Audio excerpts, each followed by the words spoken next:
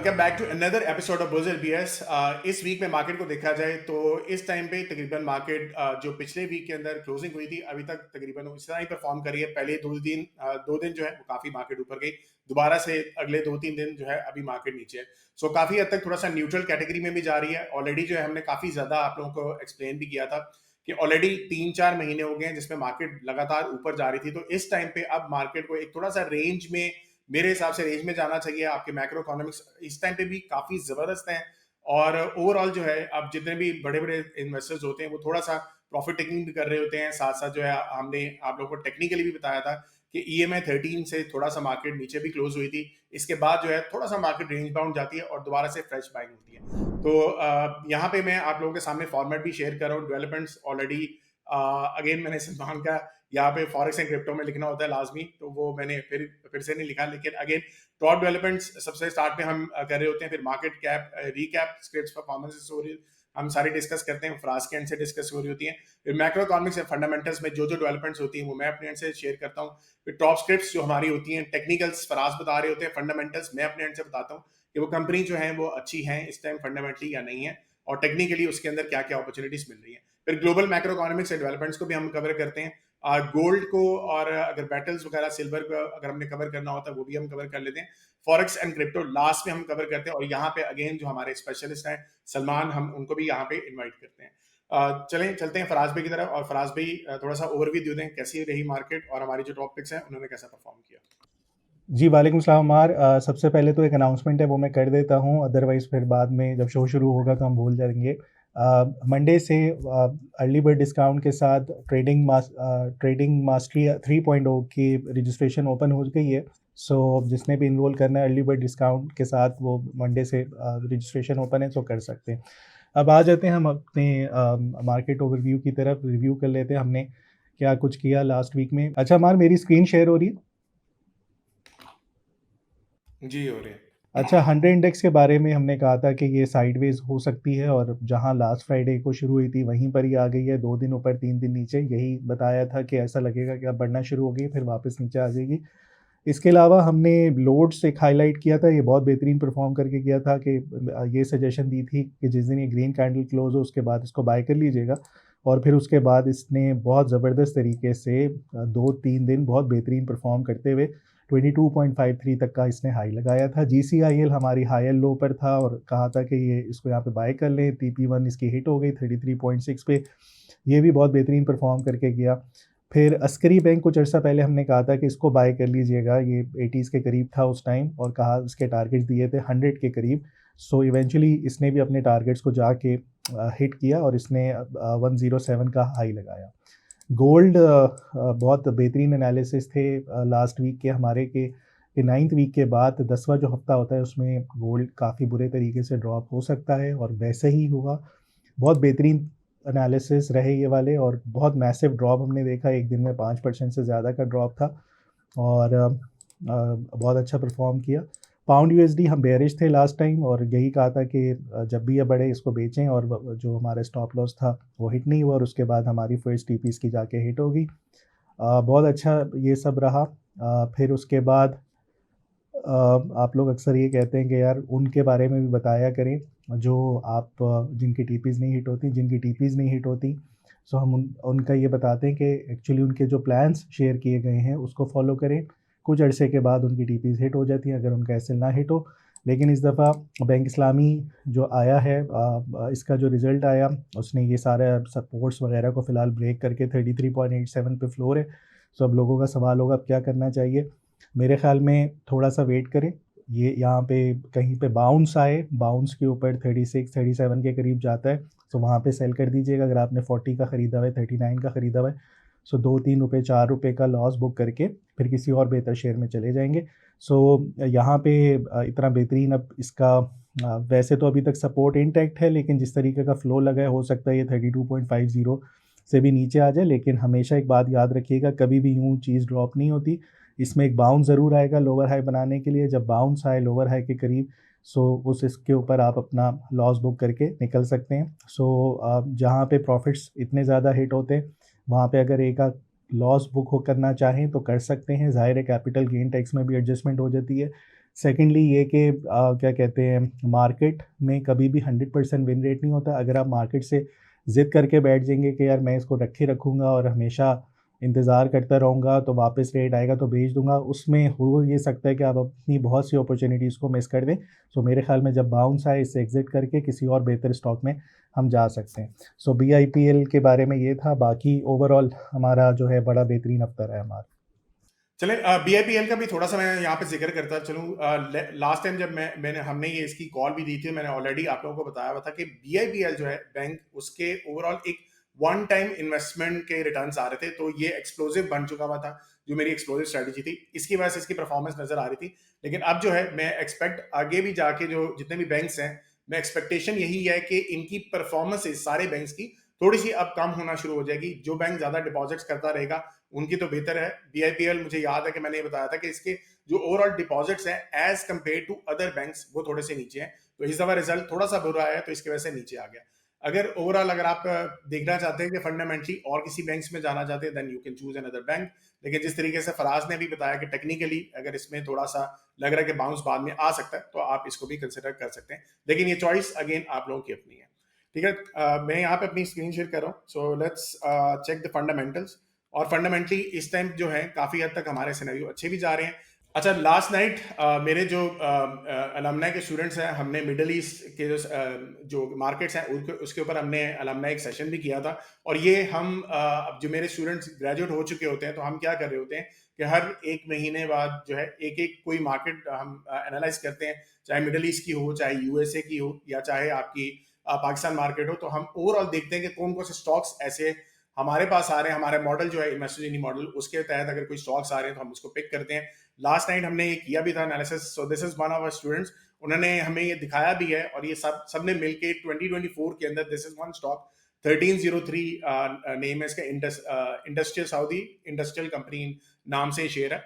इसने तकरीबन जो है अभी 23x परफॉर्म कर चुका है। और जब 2024 में हमने इसको फर्स्ट टाइम एनालाइज किया था, तो तब से अब तक जो है इसकी मार्केट में 5x इसकी परफॉर्मेंस हो चुकी है। अच्छा, यहाँ पे मैं कुछ लोग बार बार मुझे कहते भी हैं कि आप बता तो देते हैं, स्टॉक्स भी थोड़ा सा बता दिया करें।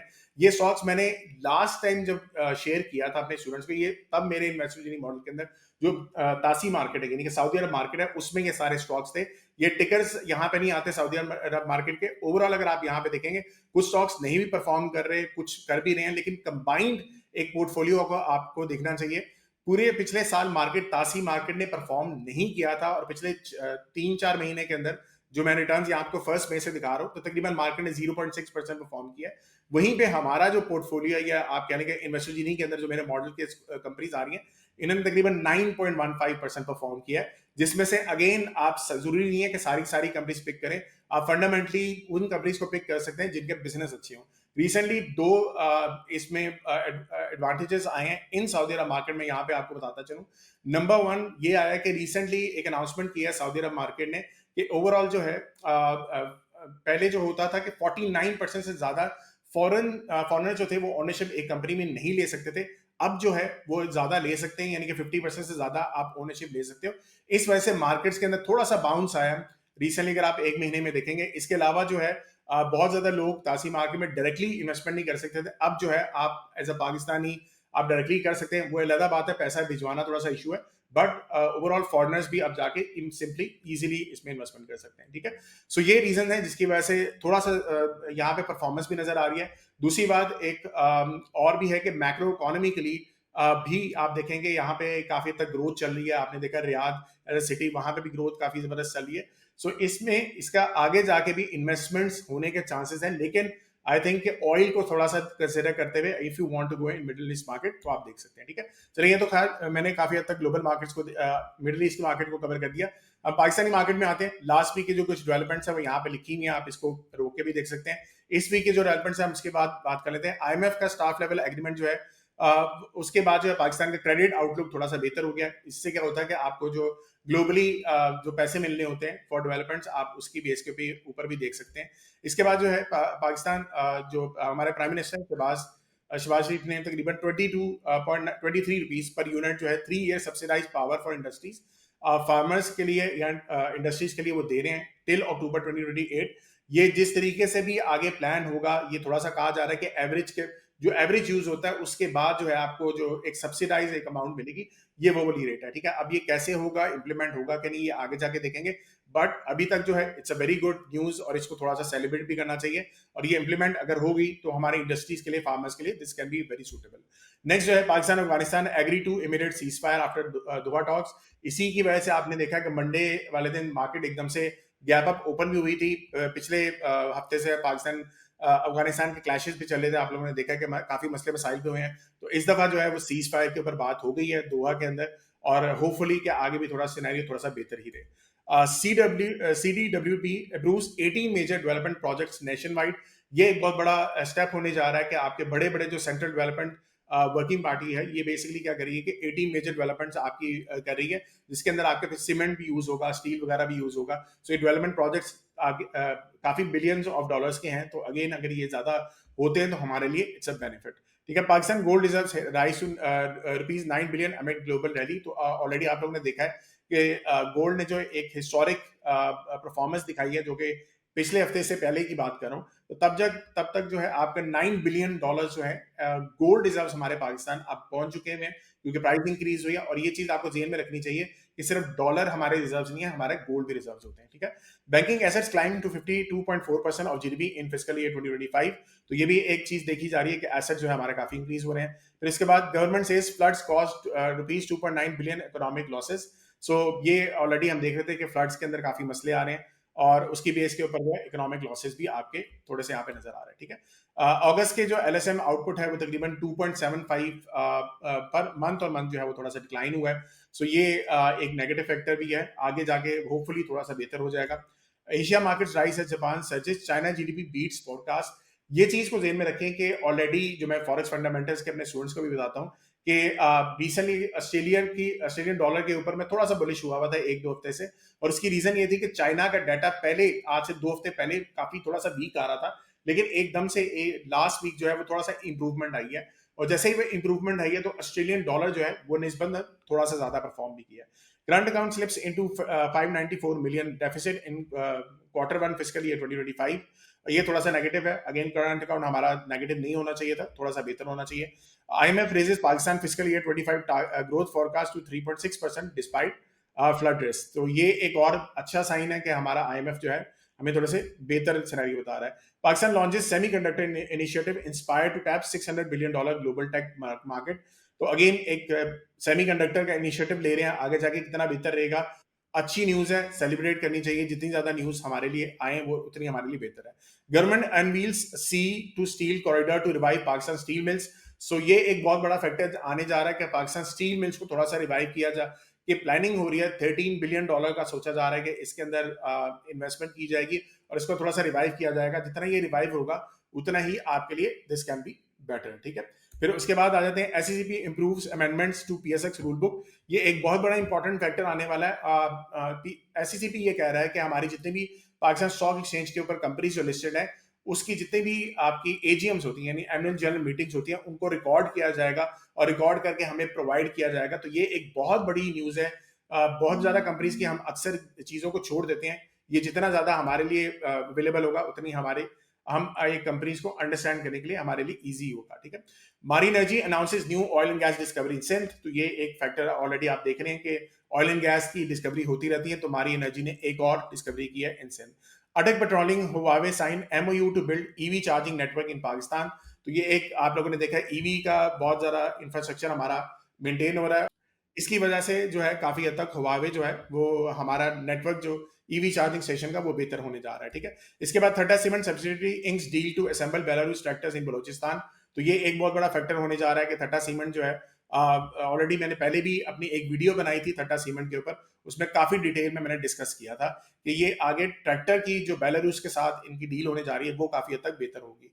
ठीक है, उसके बाद चलते हैं नेपरा रिवाइजेस के electric tariff down to ₹32 per unit. तो ये एक नेगेटिव साइन है कि आपका के इलेक्ट्रिक का जो टैरिफ है वो काफी हद तक डिक्लाइन हो गया। This is negative for the company और थोड़ा सा पॉजिटिव है फॉर कंज्यूमर्स एज वेल। ठीक है, Pakistan national shipping subsidy to expand fleet through purchase of new MR2 tankers. So already हमने एक दफा पहले भी डिस्कस किया था कि पीएन आपके पाकिस्तान नेशनल शिपिंग कॉर्पोरेशन है, ये 2 टैंकर्स कुछ खरीदने जा रही है, और हमने एक दफा बुल्सन बीएस पे इसकी कॉल भी दी थी। GAIL profits increase due to volumetrics search. तो ऑलरेडी हमने देखा था कि गाड़ियों की सेल्स काफी ज्यादा बढ़ी है, तो गैल के जो प्रॉफिट्स हैं वो काफी हद तक इसकी वजह से हमें बढ़ते हुए नजर आ रहे हैं। जी बैक टू फराज भाई, इस दफा के जो टॉपिक्स हैं उनको भी थोड़ा सा डिस्कस करना है।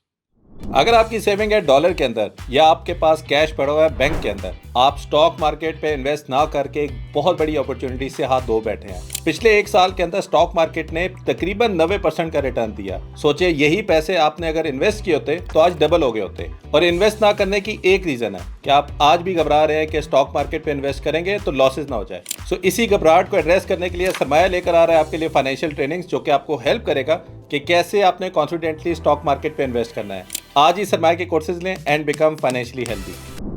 सही है। अमार, देखना मेरी स्क्रीन शेयर हो रही है? जी आपकी स्क्रीन शेयर हो रही है। अच्छा, पहले टॉपिक्स पे जाने से पहले KSE 100 के इंडेक्स को देख लेते हैं। सबसे पहले लास्ट टाइम मैंने ये बताया था आप लोगों को कि यहाँ पे वॉल्यूम्स के ऊपर बेयरिश डाइवर्जेंस बन रही है, जो कि इंडिकेशन होती है कि डिस्ट्रीब्यूशन है। और उसके बाद हमने एक और इंडिकेटर EMA 13 का देखा था कि अगर इससे नीचे आ जाती है मार्केट तो साइडवेज हो जाती है या नीचे आ जाती है। हमने दोनों सिनेरियोज देखे थे।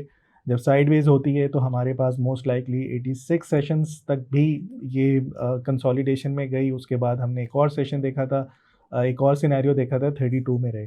Right now the picture is this, जो इस टाइम करंट मार्केट की चल रही है। बड़ी प्रोमिनेंट बेयरिश डाइवर्जेंस बन चुकी है ये वॉल्यूम्स के ऊपर। ये बिल्कुल भी अच्छा साइन कंसिडर नहीं किया जाता। और राइट नाउ EMA 13 से भी नीचे की तरफ आ रही है।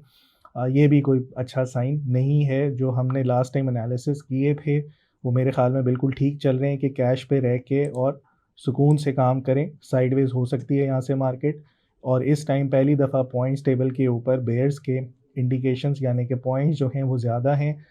हमारे पास higher highs and higher lows ही रह गया है। जो हमने 2 पॉइंट्स यहाँ से ख़त्म किए, एक तो जो टाइम साइकिल जो कैरेक्टरिस्टिक्स थी वो इतना ही लंबी थी, उसकी बुलिश ट्रेंड की वो तकरीबन ख़त्म हो गई थी कुछ अर्सा पहले भी मैंने बताया था। और वाइक ऑफ रीक्यूमुलेटिंग का भी जो इफ़ेक्ट आना था वो इस बुलिश ट्रेंड में कन्वर्ट होके यहाँ पे फेड आउट होना शुरू हो गया था। सो इसलिए वो 2 पॉइंट्स हमने ख़त्म किए। यहाँ पे वॉल्यूम्स डाइवर्जेंस लास्ट वीक से मैं डिस्कस कर रहा हूँ। वीकली RSI, वीकली चार्ट्स के ऊपर बहुत बड़ी डाइवर्जेंस है RSI की। एंड देन EMA 13 से नीचे ये यहाँ पर आ गई है। सो यहाँ पे अब थोड़ी सी मार्केट को या तो नीचे आ जाए, नीचे आके इस सपोर्ट लेवल को भी ब्रेक करके कहीं पे रुक जाए, कंसोलिडेट हो, या मेरे ख्याल में जो सबसे अच्छा सिनेरियो बनता है वो यहाँ पे ही रहे, कुछ अर्सा इंतज़ार करे इंडेक्स और फिर उसके बाद दोबारा ऊपर की तरफ को ब्रेक करे। लेकिन फ़िलहाल थोड़ा टाइम है। और अगर कहीं ये ऊपर यहाँ से बढ़ती है, ये ब्रेकआउट होते हैं, तो मेरे ख्याल में थोड़ी प्रॉफिट बुकिंग कर लेनी चाहिए यहाँ पे, क्योंकि आपकी मार्केट पिछले 2 साल से कंटिन्यूस रैली में थी। 2023 जुलाई से जो शुरू हुई है 40,000 के बाद 167 170 तक चली गई। सो ये तकरीबन 4x रिटर्न है 2 साल में और ये अच्छे बड़े रिटर्न्स हैं। तो यहाँ पे अगर थोड़ा सा कैश पे आना चाहते हैं, जैसे लास्ट टाइम भी कहा मैंने, 25-40% कैश पे रहें, इंतज़ार करें कि आपको कोई बहुत अच्छे स्टॉक्स वैल्यू बाइंग के ऊपर मिले हों, या अगर आप लोग सैयद फराज इक्विटीज़ के क्लाइंट्स हैं वहाँ पे जो कॉल्स आ रही होती हैं उनको स्टॉप लॉस के साथ हम कंसिडर कर सकते हैं कि उनको स्विंग ट्रेडिंग के लिए प्ले कर सकते हैं। सो एहतियात करनी चाहिए। और जहाँ पे भी मार्केट बढ़ रही हो, इमोशंस आप लोगों के हाई हो जाएंगे। ये लास्ट टाइम भी मैंने समझाया था कि ऐसा लगेगा कि अभी प्रॉफिट होने वाला है। मार्केट बातें तो करेगी आपसे लेकिन इतनी जल्दी देगी नहीं आपको यानी कि प्रॉफिट। सो इंतज़ार करें थोड़ा सा। और मेरे ख़्याल में कैश पे रहना थोड़ा बेहतर है। जब भी नीचे मार्केट आपको मिले वैल्यू बाइंग के लिए तो वहाँ करना चाहिए। जब मार्केट में ओवरऑल ट्रेंड दोबारा बुलिश हो जाएगा फिर हमारे पास बहुत से स्टॉक्स होंगे जिसके ऊपर हम काम कर सकते हैं। राइट नाउ बड़े चूज़ी से स्टॉक्स होंगे, specially second year third year को देखेंगे आप लोग। कुछ इंश्योरेंस कंपनी जो 8-10 रुपये से नीचे हैं वो कैप हो जाएंगी। कुछ टेक्सटाइल स्पिनिंग कंपनीज जो 8-10 रुपये से नीचे है उनमें वॉल्यूम्स आ जाएगा। 2-4 रुपये वाले स्टॉक्स, पैनी स्टॉक्स बढ़ना शुरू हो जाएंगे। इंडेक्स ओरिएंटेड स्टॉक्स जो हैं वो स्ट्रगल करेंगे।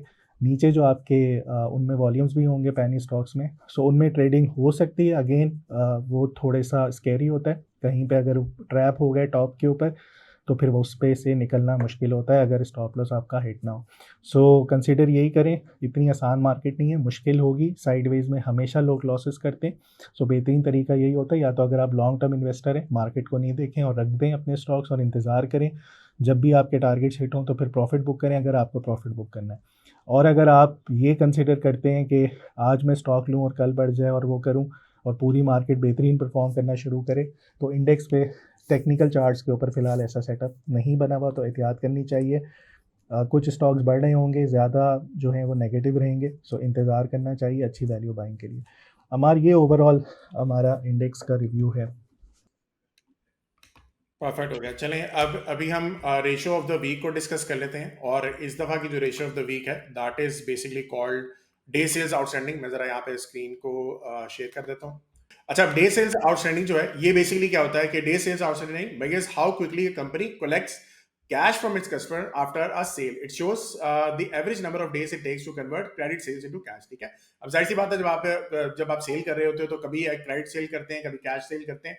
तो जो क्रेडिट सेल होती है तो आपने क्लाइंट से वो आपको पैसे बाद में रिसीव होने होते हैं। ठीक है, तो जितना जल्दी ये आप अपने क्लाइंट से पैसे ले लेंगे उतना ही कंपनी के लिए बेहतर है। जाहिर सी बात है, जितना कैश ज्यादा होगा आपके पास, जितना टाइमली आप उसको ले पाएंगे उतना आपके लिए बेहतर है। ठीक है, so lower DSO, faster collections, better cash efficiency. Higher DSO अगर हो तो स्लोअर कलेक्शंस होगा, पॉसिबल लिक्विडिटी और क्रेडिट कंट्रोल इश्यूज आते हैं। तो ये चीज आप लोगों को यहाँ पे एक चीज समझनी चाहिए कि ओवरऑल ये ज्यादातर पाकिस्तान के अंदर काफी ज्यादा मसले रहे हैं, खासतौर पे गवर्नमेंट की जितनी भी कंपनीज हैं वहां पे ये जो डे सेल्स के जो मसले हैं वो काफी हद तक बहुत ज्यादा टाइम ले रही थी कंपनीज कि अपने क्लाइंट से पैसे ये रिसीव कर पाए, और ज्यादातर जो है गवर्नमेंट खुद भी एज अ क्लाइंट होती है। और यहाँ पे अगर आप नीचे मैं दिखाता हूँ आप लोगों को, मारी एनर्जीज में जाते हैं और यहाँ पे मैं आपको पीयर कंपैरिजन में बाकी जो कंपनीज हैं इसको भी मैं कंपेयर करके दिखाता हूँ। ठीक है, सो दिस इज मारी एनर्जी, और ओजीडीसी हम देखते हैं, पीओएल और पीपीएल, ये चारों जो है आपकी ऑयल एंड गैस एक्सप्लोरेशन की कंपनीज हैं। और यहाँ पे अगर मैं सेलेक्ट करके थोड़ा सा नीचे आता हूँ तो यहाँ पे आप देख सकते हो पीयर एडिड रेशियोज के अंदर आप इसको खुद से भी ठीक कर सकते हैं। अब ये 4-5 दफा मैं ऑलरेडी दिखा चुका हूँ कि किस तरीके से आप इसको एडिट कर सकते हैं। आगे थोड़ा सा आते हैं और यहाँ पे अगर आप आके डेज सेल्स आउटस्टैंडिंग पे आ जाएं, और ये यहाँ पे ये आपको नजर आ रहा है। ठीक है, अच्छा अब यहाँ पे अगर मैं इसको थोड़ा सा इंक्रीज करता हूँ तो पीपीएल इस टाइम पे भी 886 डेज उसको लग रहे हैं, यानी कि 2 साल से भी ज्यादा लग रहे हैं उसको पैसे रिसीव करने में। ऑलरेडी ये मसले आते हैं कि कई दफा आप बड़े बड़े जब प्रोजेक्ट्स कर रहे होते हैं तो आपके क्लाइंट्स के जो पैसे इतने स्टक हो जाते हैं कि ये एक इंडिकेशन है जो आपको बता रही होती है कि जितने दिन कम हो उतने आपके लिए बेहतर है। इस टाइम पे ये चारों में से अगर आप देखेंगे तो मारी का जो डे सेल्स है और आपका जो पीओएल है, इनके दोनों काफी बेहतर हैं, बाकी कंपनीज के निस्बतन फिर भी थोड़े से स्लो डाउन चल रहे हैं। ठीक है, सो बैक टू फराज भाई। सो ये था हमारा रेशो, और इस दफा टॉपिक्स को भी हम डिस्कस कर लेते हैं। जी हमारा, मेरी स्क्रीन शेयर हो रही है? हाँ, अब आपकी स्क्रीन शेयर हो रही है जी। अच्छा, टॉपिक थोड़ी सी डिफरेंट होगी। डिफरेंट यूँ है कि अब अगर हम ये एक्सपेक्ट कर रहे हैं कि अब इंडेक्स नीचे आना चाहिए तो फिर ऐसे स्टॉक्स को देखें जब वो वैल्यू बाइंग पे आएँ तो वो कौन से लेवल्स हो सकते हैं जहाँ पे हम उसको बाय कर सकते हैं। फ़िलहाल ये करंट लेवल पे बाय करने वाला नहीं है। इसके ऊपर यहाँ पे प्रोमिनेंट डेली के ऊपर बेयरिश डाइवर्जेंस बनी हुई है। मैं बात कर रहा हूँ GHNI की, राइजिंग वेज की फॉर्मेशन है, ये ब्रेक हुआ, ये फर्दर नीचे आ जाएगा। सो जो अच्छे सपोर्ट लेवल्स हैं जहाँ पे हम GHNI को एक्यूमुलेट कर सकते हैं या बाय कर सकते हैं, वो यहाँ से 772 से 784 का रीजन बनता है, यहाँ कहीं पे आता है ये। तो फिर जमा करेंगे इसको और यहाँ पे फिर बाय करेंगे। सो मेरे ख्याल में इसको नज़र में रखना, वॉच लिस्ट में रखना चाहिए। सो जब भी ये यहाँ कहीं आए उसके बाद फिर हम एक्सपेक्ट कर सकते हैं कि ये दोबारा बढ़ता हुआ नज़र आए। जो इसकी इस तरीके से आए, इधर टेस्ट करे, कंसोलिडेट हो एंड देन दोबारा फिर रैली करता हुआ नज़र आए। सो या तो ये यहाँ पे साइडवेज हो जाएगा, और अगर साइडवेज होता है तो फिर इंतज़ार यही करें कि फिर नीचे आपको कहीं पे मिले जब ये कंसोलिडेशन इसकी मुकम्मल हो जाए। सो ओवरऑल ये अगर इसके ट्रेंड को हम देखें तो ये जो इसका लो था 67 रुपीज़ 68 का था। ज़्यादा पुरानी बात नहीं है, 2 साल पुरानी बात है। 2 साल से 67-68 से बढ़ता हुआ ये तकरीबन 912 रुपये का हो गया। बहुत बड़ी रैली है। अगर इस पूरी रीसेंट स्विंग को 583 से 912 के दरमियान की 38 या पिवटल पॉइंट की 50% की फिबोनाची रिट्रेसमेंट देखें, वो भी यही लेवल्स बनते हैं। सो मेरे ख्याल में अगर कहीं मार्केट नीचे आती है या साइडवेज होती है, सो ये वो वाले स्टॉक्स हैं जो ब्लू चिप में पोर्टफोलियो में आपके पास होने चाहिए। और अगर आपको ये वैल्यू बाइंग मिलती है यहाँ से इन लेवल्स के ऊपर, फिर इसको हम कंसीडर कर सकते हैं अपने पोर्टफोलियो में पोजीशन बिल्ड करने की। राइट नाउ इस जगह पे ना ख़रीदें जब तक ये अपने हाईस को 912 को ब्रेक ना कर दे, अदरवाइज़ इंतज़ार ही करना चाहिए इसमें कि नीचे आके कंसोलिडेट हो फिर इसको बाय करें। हमारे GHNI के रिजल्ट्स तो बड़े फिनोमिनल रहे हैं। आपको लगता है आगे इसके फंडामेंटल्स इसलिए स्ट्रॉन्ग रहेंगे आने वाले टाइम में भी? यस ऑलरेडी ये मेरे टॉप 25 पिक्स में है। और सबसे पहले जब भी मैं टॉप 25 पिक्स की बात करता हूँ तो नीचे जो कमेंट्स आते हैं लोगों के कि हर कंपनी आपकी तकरीबन टॉप 25 पिक्स में होती है, तो मैं अगेन बार बार यहाँ पे रिपीट करता होता हूँ कि टॉप 25 पिक्स मेरी 26 दिसंबर 2024 को जो वीडियो थी वो जाके एक दफा देख लीजिएगा। ये वाकई में टॉप 25 की पिक्स ही हैं मेरी, जो बार बार आ जाती हैं। और रीजन इसकी ये होती है कि एक ही स्टॉक को अगर हम साल में 4-4 दफा उसकी बाय कॉज देते हैं, और रीजन भी यही बनती है कि टेक्निकली बेस के ऊपर वो स्ट्रॉन्ग चल रहे होते हैं, तो इसी वजह से जब टीपी हमारी हिट होती है तो दोबारा हमारे पास उसी के स्टॉक्स दोबारा आते हैं। ठीक है, तो इस वजह से ये स्टॉक्स आपको ऐसा लग रहा है कि ये टॉप 25 में सारे स्टॉक्स हैं, एक्चुअली में नहीं है। ये वही हैं जो टॉप 25 मैंने 26 दिसंबर को बताए थे। ठीक है, सो जीए चेन्नई पे आ जाते हैं। बहुत बेहतरीन कंपनी है, ट्रक्स वगैरह ये बेचते हैं।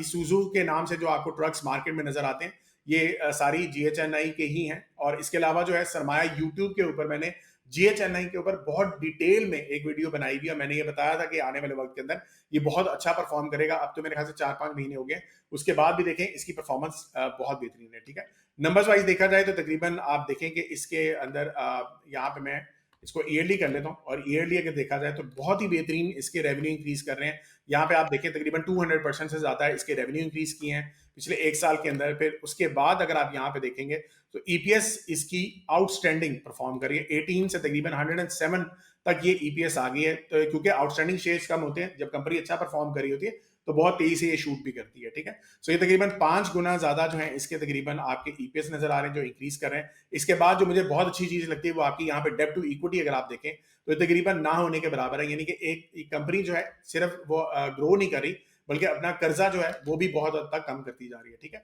फिर उसके बाद अगर आप यहाँ पे आ जाते हैं, कैश इसके पास बहुत ही ज्यादा है। 13 बिलियन अगर आप देखें तो इसके पास कैश अवेलेबल है। ये तकरीबन अगर शेयर वाइज बात की जाए तो इस टाइम पे 300 रुपीज पर शेयर जो है इनके पास सिर्फ कैश पड़ा हुआ है। तो आप अंदाजा कर सकते हैं कर्जा भी नहीं है, कैश भी बहुत बेहतरीन है।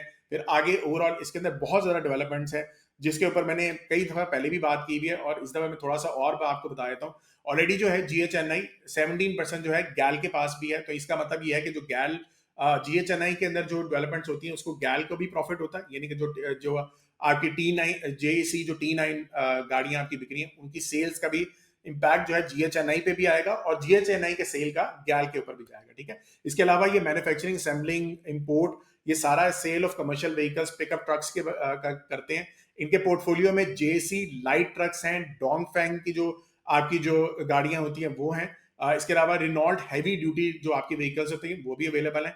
इसके अलावा जो इनका जो सबसे मेजर इम्पैक्ट है वो ये है कि ओवरऑल इनके जो अफोर्डेबल ट्रक्स हैं वो तकरीबन 10.5 मिलियन के अंदर इनकी गाड़ियां, इनके जो ट्रक्स हैं वो भी आ जाते हैं। दूसरी बात, 59% मार्केट शेयर ऑफ ट्रक्स जो है वो इनके पास है। ये एक बहुत बड़ी चीज है, छोटी चीज नहीं है। इसको कंसिडर करना चाहिए कि ओवरऑल जब भी ऐसी कंपनी हो तो इसके बाद जिसके पास मार्केट शेयर ज्यादा होता है उसके बाद बेहतरी भी होती है। इसके अलावा जो इनकी पामा की जो नंबर्स आ रहे हैं ट्रक्स के, वो गाड़ियां भी इनकी बहुत ज्यादा सेल हो रही हैं, और इनके जो ट्रक्स हैं वो भी काफी हद तक डबल हो गए, बल्कि 15-20 इनके ट्रक्स थे जो अब जो है तकरीबन पिछले साल से 3300 के पास जा चुके हैं। तो these are some very good developments जो नई गाड़ियां वगैरह भी लेके आ रहे हैं, तो उससे इनकी बेहतरी नजर आ रही है। जी, बैक टू फराज। अच्छा, जो सेकंड पिक है हमार वो इत्तेहाद केमिकल्स की है, और इसके ऊपर बड़ी अच्छी रैली थी। रैली इसकी 59 रुपीज़ से बढ़ती हुई 161 तक गई है। 100 रुपीज़ की नॉन स्टॉप रैली 3-4 महीने के अंदर। राइट नाउ अपने हाई से ये नीचे ड्रॉप हो रहा है। मेरे ख्याल में ये जब भी नीचे आए हाई एंड लोज के करीब, जैसे कि 140 के करीब, 142 के करीब, और अगर 132, ये सारा रीजन है यहाँ पे इसको अगर ये करेक्शंस में मिलता है यहाँ पे इसको बाय करना चाहिए। अगेन सिंगल टॉप नहीं होता तो हम एक्सपेक्ट कर सकते हैं कि अगर ये यहाँ कहीं से बाउंस करे दोबारा तो ये एटलीस्ट इस अपने हाइस को 160s 165 को जाके फिर से रीटेस्ट करे। सो बाय ऑन डिप करेक्शंस के ऊपर इसको बाय करना चाहिए। प्रीवियसली इसका कैरेक्टर भी इसी तरीके का रहा, जब ये 59 से 127 तक गया, उसके बाद ड्रॉप हुआ था तकरीबन उस रैली का 38%, एंड देन दोबारा से एक और इसने लेग बनाई थी। प्रॉपर ABCD की इसकी प्रोजेक्शंस आई थी। अब दोबारा से अगर ये कहीं नीचे इन लेवल्स को टेस्ट करता है आके तो अटेम्प्ट करनी चाहिए, और फिर लॉन्ग रन के लिए भी इसको रखा जा सकता है। ओवरऑल फंडामेंटल्स भी इसके बेहतर हैं। अमार इसके ऊपर ज़्यादा डिटेल से बताएंगे। जी अमार।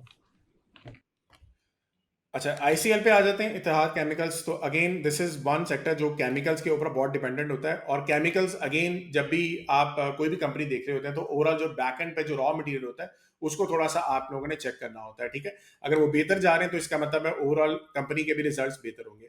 नंबर वाइज देख लेते हैं। नंबर वाइज जो है अगर आप यहाँ पे बात कर लेते हैं, ईयरली पे आ जाता हूँ। तो ईयरली जो है अगर आप यहाँ पे देखेंगे तो रफली तकरीबन 5% का राउंड अबाउट इसके रेवेन्यू ज्यादा बढ़े हैं। लेकिन अगर आप नीचे आ जाते हो और ईपीएस के ऊपर आते हैं तो ईपीएस इतनी कोई खास नहीं बढ़ी, बट जहां पे रेवेन्यू हमें 5% बढ़ता हुआ नजर आ रहा है वहां पे ये थोड़ा सा -5% इसका डिक्लाइन है, ठीक है। लेकिन जो मेजर मुझे इसकी रैली थोड़ी सी नजर आ रही है वो इसकी वजह ये हो सकती है कि आपका जो पिछले साल का जो क्वार्टर था उसकी बेस के ऊपर अगर आप देखा जाए तो रेवेन्यू तकरीबन आपका 6.4 बिलियन से तकरीबन ये राइज करके 7.5 बिलियन तक ये आ चुका हुआ है, जिसकी वजह से थोड़ी सी इसमें बेहतरी नजर आ रही है। बाकी ओवरऑल जो है जैसे हमने ऑलरेडी देखा पाकिस्तान के अंदर पिछले 2-3 सालों में बहुत ज्यादा, बल्कि उससे पहले की बात की है 2022 ऑनवर्ड्स थोड़े से मामला जब खराब होते तो जितनी भी बड़ी बड़ी कंपनीज हैं उन्होंने रीन्यूएबल एनर्जी के ऊपर काम करना शुरू कर दिया था। सबसे पहले आपको ये पता होना चाहिए कि आईसीएल करता क्या, फिर रीन्यूएबल एनर्जी की भी बात कर लेते हैं। आईसीएल जो है वो स्पेशलाइज करता है आपके जो बेसिक इनऑर्गेनिक केमिकल्स होते हैं, और इसमें जो आपका आता है कॉस्टिक सोडा आता है, आपका हाइड्रोलिक एसिड आता है, सोडियम हाइपोक्लोराइड आता है एंड लिक्विड क्लोरीन आता है। और ये चीज आपको थोड़ा सा समझनी चाहिए कि जो टेक्सटाइल की कंपनीज हैं वो ज्यादातर जो है ये इन प्रोडक्ट्स को यूज भी करती हैं, और कुछ जो है आपके ऑटो कंपनीज में भी कुछ ये इनके मटेरियल्स यूज किए जाते हैं। सो जब वहां पे डिमांड क्रिएट होगी तो अगेन आईसीएल के जो रिजल्ट्स हैं वो थोड़े से बेहतर होंगे, ठीक है। लेकिन यहाँ पे थोड़ा सा मार्जिन को साथ साथ आपको देखना पड़ेगा। मार्जिन के ऊपर बात की जाए तो ओवरऑल ये अभी 37.2 megawatt biomass fuel power plant के ऊपर ही काम करना जा रहे हैं, जिसकी बेस के ऊपर आगे जो है इनकी कॉस्ट निस्बतन थोड़ी सी कम होगी। इसके अलावा जो है इन्होंने एक डिसाइड किया कि एक लॉन्ग टर्म इन्वेस्टमेंट करने जा रहे हैं आईसीएल पावर लिमिटेड की कंपनी जो इनकी ऑलरेडी एग्जिस्ट करती है उसका तकरीबन 5.5 बिलियन रुपीज से तकरीबन ये ज्यादा अब इन्वेस्टमेंट करेंगे उसके 8 बिलियन, और इसके लिए वो फिर बैंकों से कर्जा भी लेंगे, थोड़ा सा इक्विटी भी इसके अंदर ऐड करेंगे। और ये अगेन क्यों कर रहे हैं कि अपने मार्जिन जो हैं उनको थोड़ा सा बेहतर किया जाए, अपने जो रॉ मटेरियल की कॉस्ट है उसको थोड़ा सा नीचे लाया जाए। जी, बैक टू फराज। अच्छा, थर्ड पिक है हमार इंटरनेशनल इंडस्ट्रीज़ की INIL, और ये हम पहले भी इसकी बहुत कॉल्स दे चुके हैं और पूरे ट्रेंड को भी हमने बहुत बेहतर तरीके से राइट किया।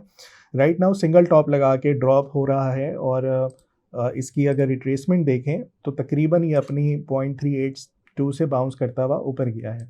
राइट नाउ एक करंट रेजिस्टेंस को टेस्ट किया था इसने 221 की, और उसके बाद से दोबारा से हमने देखा कि सेलिंग प्रेशर आया है। ये कंडीशनल बाइंग हो सकती है, प्रोविजनल बाइंग हो सकती है, इस तरीके का सेटअप कि अगर आपका ये 222 से ऊपर जाता है फिर इसमें अटेम्प्ट करें। आपका स्टॉप लॉस 200 का बन जाएगा, और फिर जो इसके टारगेट्स हैं वो 245 और फिर जो इसने हाई लगाया था 249 उसको जाके टेस्ट कर सकता है। सो बाय अबव वाला सिनेरियो है, यानी कि इस पर नज़र रखें, 222 से ऊपर जाए तो फिर इस पर अटेम्प्ट करें। हमारा INIL स्टिल आपको स्ट्रॉन्ग लग रहा है फंडामेंटल्स पे, या कोई चेंजेस हैं?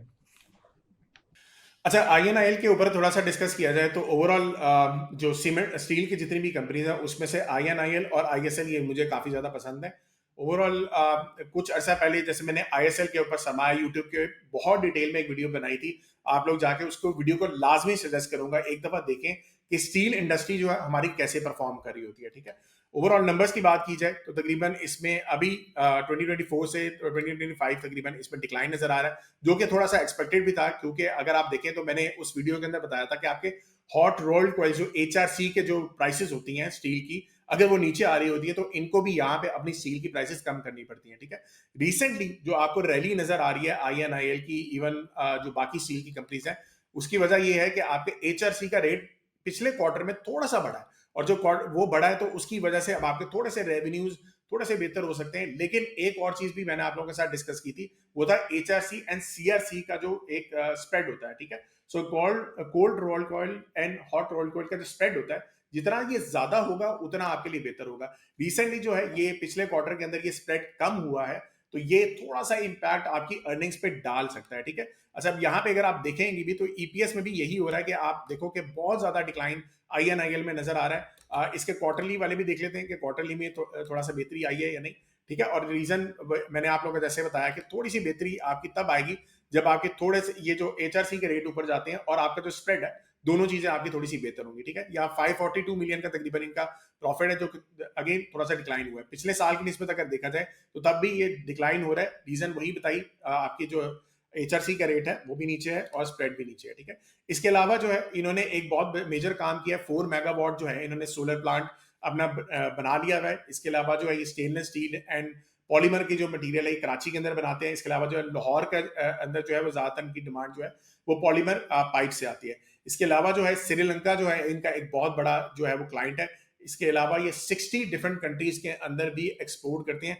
That is a huge thing, ये बहुत बड़ा बेनिफिट है। इसके अलावा दो एक मेजर डेवलपमेंट्स है, एक IIL जो यूरोप के अंदर इन्होंने एक सब्सिडरी लॉन्च की है, जो कि बेसिकली वहां पे ये डेवलपमेंट करना चाह रहे हैं, यूरोप की मार्केट को पकड़ना चाह रहे हैं। और वहां पे भी अगेन जितना ज्यादा यहाँ से एक्सपोर्ट करेंगे उतना अगेन आपको पता है थोड़ी सी बेहतरी होती है। इसके अलावा चिनॉय इंजीनियरिंग एंड कंस्ट्रक्शन एक कंपनी CECL के नाम से एक कंपनी, इन्होंने उसमें इन्वेस्टमेंट की हुई है, जो कि रेकोडिक के जो प्रोजेक्ट्स हैं उसके अंदर वो अपनी एक्टिविटी ज्यादा बढ़ाएंगे। अगर वहां से भी इनको बेहतरी आएगी तो अगेन इनकी अर्निंग्स वहां से भी डेवलप हो सकती है। जी, बैक टू फराज। अच्छा मार, इसके बाद जो पिक है वो मुगल स्टील्स की है, और मुगल में बड़ा बेहतरीन एक सेटअप बना हुआ था। Simple high rise and high loss, Fibonacci की रिट्रेसमेंट 0.38% से बाउंस करता है, वो ऊपर जा रहा है। अब यहाँ पे कंसोलिडेट हो रहा है, साइडवेज हो रहा है, अगेन सिंगल टॉप नहीं होता, बाउंस एक्सपेक्ट करें कि दोबारा ये 93.35 और उसके बाद 96.8 को जाके टेस्ट करें। हमने इसकी पहले भी कॉल दी थी, जिसमें हमारा टारगेट 93.92 का था, वो हिट हो गया था। उसके बाद से ड्रॉप होता हुआ नीचे आ रहा है। अब दोबारा यहाँ कहीं पे अटेम्प्ट करें 84-85 के करीब, इसका SL फिर 75 बन जाएगा। एक्सपेक्ट करें कि इसमें दोबारा से बाउंस नज़र आए। हमारी इंडस्ट्री स्टील सेक्टर में आपको मुगल बाकी स्टील से बेहतर परफॉर्म करता हुआ नज़र आ रहा है फंडामेंटल्स के ऊपर? जी बिल्कुल ऐसे ही है कि मुगल में भी वही चीज हमें नजर आ रही है जो कि हमारी अभी हमने INIL में बात की थी, ठीक है। तो स्टील इंडस्ट्री है सिमिलर, अगर आप पैटर्न देखेंगे वही आ रहा है। रेवेन्यू वाइज भी देखा जाए तो वही आपको नजर आएंगे कि दोनों सिनेरियो आपको सेम सिनेरियो दिखने को मिलेंगे, ठीक है। यहाँ पे अगर आप देखें 91 बिलियन से तकरीबन इनकी 89 बिलियन पे तकरीबन इनकी सेल्स नीचे आई, तो तकरीबन आप समझ सकते हैं कि 5% इनका रेवेन्यू भी नीचे आ रहा है। और अगर अर्निंग्स पे आ जाते हैं तो अर्निंग्स भी इनकी 50% से ज्यादा डिक्लाइन किया, ठीक है। वही रीजंस हैं, आपके HRC का रेट, स्टील का रेट, वो स्टील का रेट नीचे आएगा तो कंपनी के भी अगेन प्रॉफिट थोड़े से मुतासर हो रहे हैं, ठीक है। यहाँ पे अगर आप पिछले साल का क्वार्टर में देखा जाए तो तकरीबन 24.6 बिलियन इनका रेवेन्यू था, जो कि अब इस साल भी उस क्वार्टर के हिसाब से देखा जाए वो भी डिक्लाइन वाली साइड पे है। अर्निंग्स को देखा जाए तो अर्निंग्स जो है वो भी थोड़ा सा डिक्लाइन वाली साइड पे है, ठीक है। तो ये हमने देखा है। ओवरऑल जो मुझे इस कंपनी में थोड़ी सी चीज बुरी लगती है कि इनका कर्जा बहुत ज्यादा है। अगर आप यहाँ पे देखें डेब्ट टू इक्विटी, ऑल्दो ये रिड्यूस कर रहे हैं, बट अगेन ये बार बार क्या करते हैं कि सकूक्स अपने लॉन्च करते हैं ताकि ओवरऑल वर्किंग कैपिटल को थोड़ा सा इंप्रूव किया जाए। अगर आप INIL और इसके अंदर मुझे मुगल के बारे में हम दोनों को कंपेयर करें तो मुझे थोड़ा सा निस्बतन INIL और ISL जो है ये ज्यादा बेहतर लगते हैं। अच्छा, वैसे अगर देखा जाए तो कंपनी मैक्सिमम ऑपरेशनल कैपेसिटी में भी काम कर रही है। ये 36.5 मेगावाट हाइब्रिड पावर प्लांट जो है ये लाना चाह रहे हैं, और ये बार बार ये जिक्र भी कर रहे हैं अपनी एनुअल रिपोर्ट्स के अंदर कि जब हम ये लाएंगे तो हमारी जो है काफी हद तक डिमांड बेहतर हो जाएगी, ठीक है। काफी हद तक मतलब इंप्रूवमेंट आ जाएगी रॉ मटेरियल के अंदर। इसके अलावा जो है इनकी नॉन फेरस जो सेगमेंट है वो उसमें काफी हद तक वॉल्यूम में डिक्लाइन आया था, क्योंकि डिमांड निस्बतन कम मिली है इनको, जिसकी वजह से थोड़ा सा यहाँ पे आपको नजर आ रहा है कि इनके रिजल्ट्स भी थोड़े से पुअर थे। उसके अलावा जो है कॉपर प्राइसेस जो हैं वो तकरीबन 20% डाउन आई थी पिछले कुछ अरसे में, अगर आप लोगों ने देखा होगा। और इसकी वजह से चाइना के अंदर जो डिमांड थी वो भी काफी हद तक कम हो गई थी, जिसकी वजह से ये बहुत जबरदस्त इनको जो बिजनेस आता है ये चाइना के एंड से ज्यादा आता है, ठीक है। सो ये कुछ डेवलपमेंट्स हैं जिसकी बेस के ऊपर अभी तो मुगल रिजल्ट वाइज इतना इम्प्रूव नहीं किया, लेकिन अगेन हो सकता है कि HRC का जो रेट्स इंप्रूव हो रहे हैं उससे थोड़ी सी बेहतरी इसमें आ रहा है, जो कि INIL में भी हमें नजर आ रही है। जी, बैक टू फराज। पाकिस्तान दुनिया का तीसरा बड़ा मुल्क है जिसमें सबसे ज़्यादा क्रिप्टो इन्वेस्टर है, लेकिन आज भी जब भी क्रिप्टो मार्केट थोड़ी सी भी नीचे जाती है, सबसे ज़्यादा लॉसेस करने वाला मुल्क सरे फहरिस्त पाकिस्तान है। इससे ये समझ आती है कि जो लोग इन्वेस्ट कर रहे हैं उनको पैसे बनाने का तरीका भी नहीं पता। सो हम लेकर आ रहे हैं सरमाया के ऊपर क्रिप्टो फंडामेंटल्स की ट्रेनिंग, जिसके अंदर आप फाइंड आउट कर सकते हैं कि वो कौन से फंडामेंटली स्ट्रॉन्ग क्रिप्टो करेंसीज है जहाँ पे आप इन्वेस्ट कर सकते हैं और आपने अपना रिस्क कैसे मैनेज करना है। सो आज ही सरमाया की ट्रेनिंग लें एंड बिकम फाइनेंशियली हेल्दी। अच्छा, हमारी पांचवी जो पिक है वो है वेव्स अप्लायंसेस की, और हम देख रहे हैं कि मार्केट में जो आपके थर्ड ईयर स्टॉक्स है 8-10 रुपए वाले, 15 रुपए वाले, वो परफॉर्म कर रहे हैं, उनमें वॉल्यूम्स भी नज़र आ रहे हैं। एक ये है wave appliances third year stocks में। ये अभी तक उस तरीके से परफॉर्म नहीं किया जैसे बाकी आप लोगों को नज़र आ रहे हैं बाउंस करते हुए या रैली करते हुए। ये बहुत बड़ी कंसोलिडेशन में है और ये कंसोलिडेशन का टाइम जो है ऑलमोस्ट पूरा हो चुका है। लास्ट टाइम इस तरह की कंसोलिडेशन हमने देखी थी जुलाई 2024 से लेके हमने नवंबर 2024 तक तकरीबन ये 5 महीने की थी। इस दफ़ा भी तकरीबन उससे ज़्यादा का टाइम हो चुका है। सो कंसोलिडेशन का टाइम तो इसका पूरा हो गया है। अब यहाँ पे इसको अपनी सपोर्ट्स को टेस्ट करना है 9.94 या 9.56 यहाँ कहीं आता है बाय करें, करंट प्राइस पे बाय कर सकते हैं और एक्सपेक्ट करें कि ये 10.95 और 12.73 को भी जाके टेस्ट करें। ये जो पहले के TP1 TP2 लिखे हैं इसको फिलहाल इग्नोर करें। इसके अलावा एक और इसमें सिनेरियो ये भी बन सकता है, ये 10.95 की जो रेजिस्टेंस है ये बहुत इंपॉर्टेंट है, इंतज़ार करें, वॉच लिस्ट में रखें, या जब ये ब्रेकआउट दे रहा हो विद वॉल्यूम्स 10.95 को फिर अटेम्प्ट करें, क्योंकि ये जो आपकी ट्राइंगल की फॉर्मेशन कंसोलिडेशन में बनी हुई है ये जब ब्रेक हो रही हो तो फिर ये वैल्यू में कन्वर्ट हो सकती है। सो दोनों ऑप्शंस आपके पास हैं। अगर ले के बैठ के इंतज़ार कर सकते हैं तो फिर इंतज़ार करें विद स्टॉप लॉस ऑफ 8.98। अगर रैली में कन्वर्ट करना है हो जाए और फिर आप उस टाइम एंट्री लेना चाहते हैं तो फिर इसके ऊपर की प्राइस देखिएगा 10.95 का ब्रेकआउट, फिर उसके बाद एंट्री लीजिए। हमारे वेव्स होम अप्लाइंसेस के बारे में आपने पहले भी डिस्कस किया था, अप्लाइंसेस की सेल्स अच्छी थी, इसने प्रॉफिट्स भी शो किए थे। अब हम क्या एक्सपेक्ट कर सकते हैं इससे? अच्छा, आपको याद होगा तो मैंने पहले भी एक बात कही थी कि वेव्स ऐप की अप्लायंसेस की सेल, मुझे एक्सपेक्टेशन तो यही है कि काफ़ी ज़्यादा अच्छी आएगी, लेकिन मुझे एज अ कंपनी ये बहुत ज़्यादा पसंद तब भी नहीं थी। अभी जो है ओवरऑल जैसे कि अप्लायंसेस की सेल ज़्यादा बेहतर हो रही है, तो बेहतर तो सिनेरियो लग रहा है कि होगा। सेल्स अगर देखी जाए अभी भी, अगर पूरे एक साल के अंदर जब जहाँ इंटरेस्ट रेट नीचे आ रहे हैं इनकी सेल्स ड्रॉप हुई हैं, तकरीबन 7% इनकी सेल्स ड्रॉप हुई हैं। ग्रॉस मार्जिन जो है तकरीबन इनका 28% पे है। ईपीएस इनकी जो है वो पिछले साल से डबल हुई है, ठीक है। उसकी रीजन यही हो सकती है कि जो इंटरेस्ट रेट आपके कम है उससे थोड़ी सी बेहतरी आई है। दूसरी चीज जो है इनके अदर इनकम के अंदर 5 गुना ज्यादा इनके प्रॉफिट्स ज्यादा शो हुए हैं, जिसकी बेस के ऊपर इनकी थोड़ी सी बेहतरी आई है।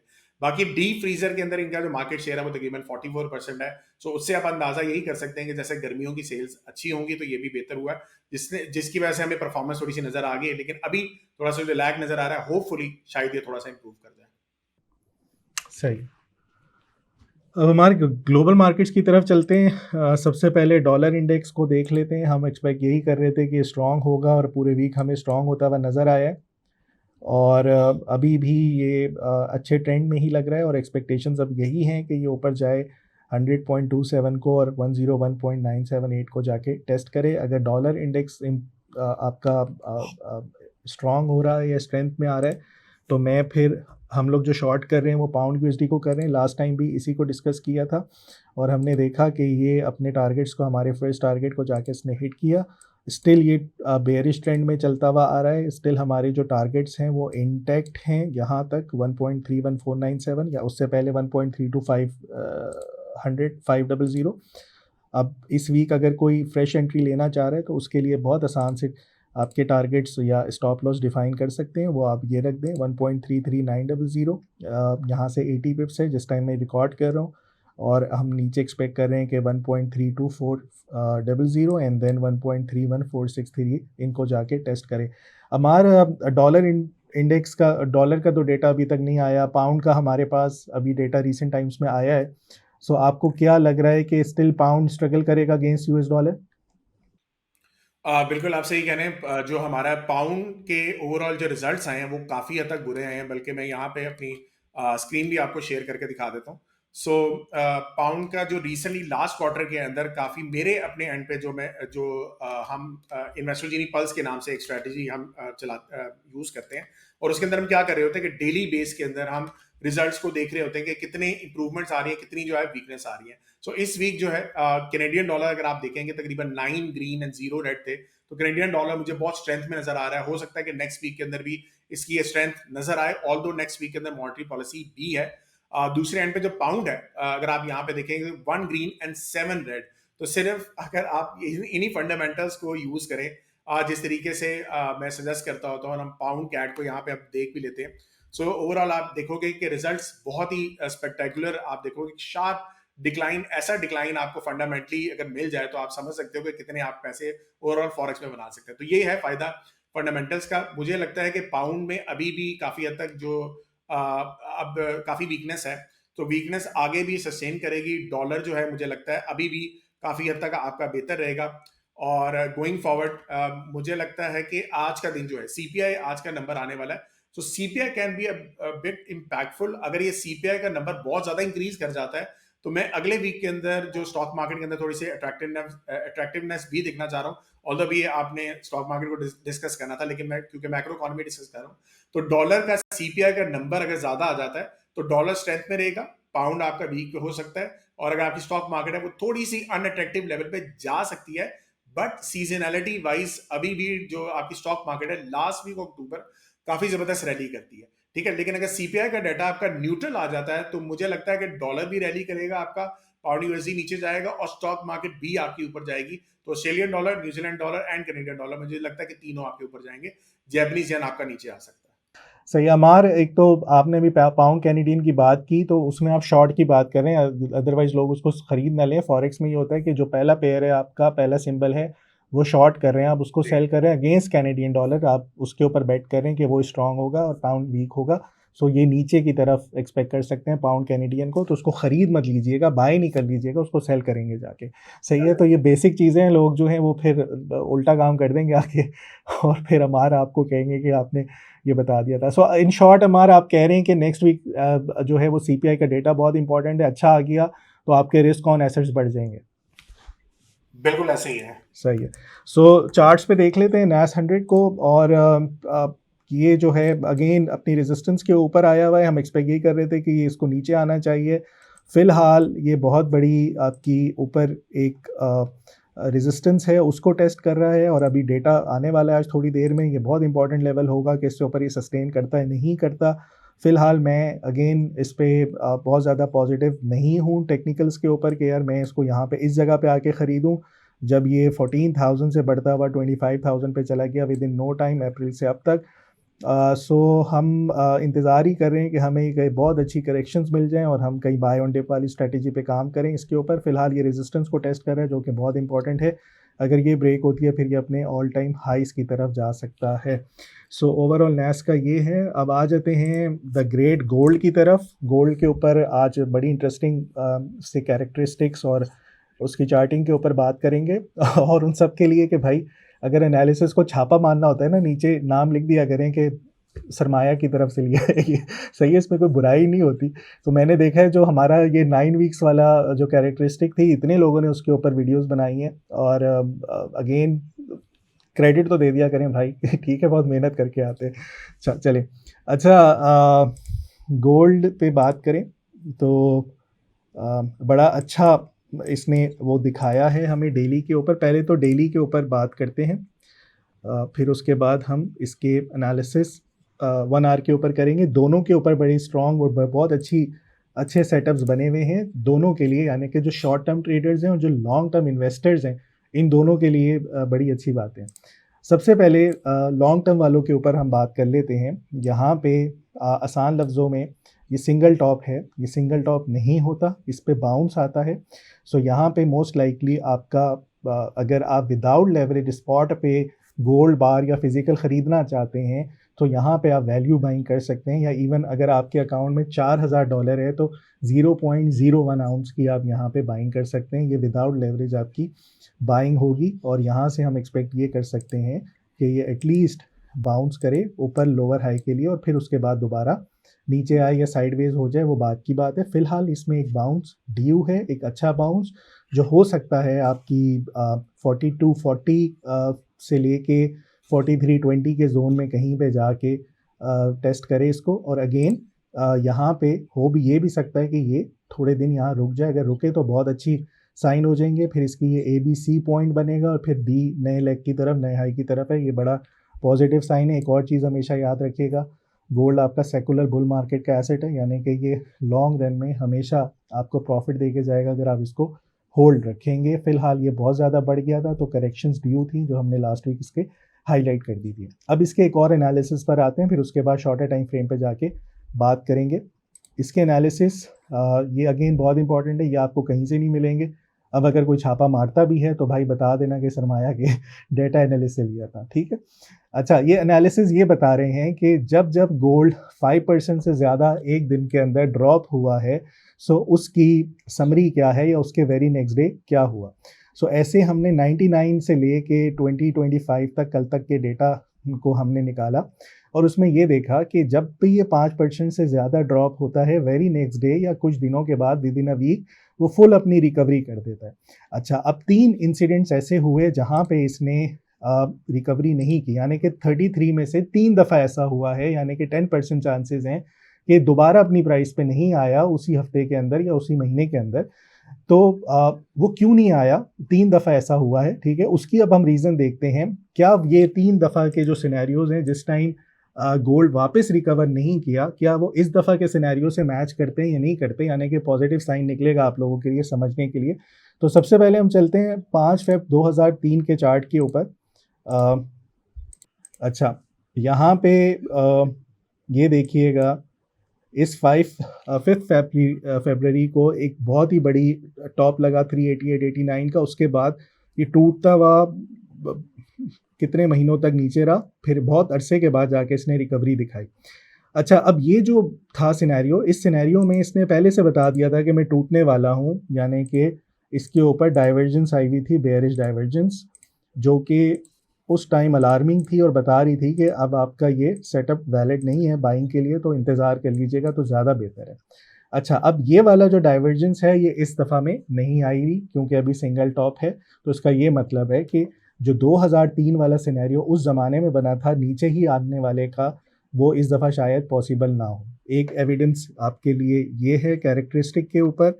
इसके बाद हम देखें 30 सितंबर 2008, जब आपकी दुनिया भर की मार्केटें टूट रही थी 2008 में, तो हम जाते हैं 30 सितंबर 2008 के सिनेरियो पे। यहाँ पे आपका गोल्ड पहले से ही एक बेयरिश ट्रेंड में चलता हुआ आ रहा था, यानी कि अपने ऑल टाइम हाई पे नहीं था और ये पहले से ही आपके lower highs and lower lows बना रहे थे, जो बिल्कुल इस दफ़ा के सिनेरियो से तो मैच कर ही नहीं रहा। सो इसको हम कंसिडर ही नहीं करेंगे।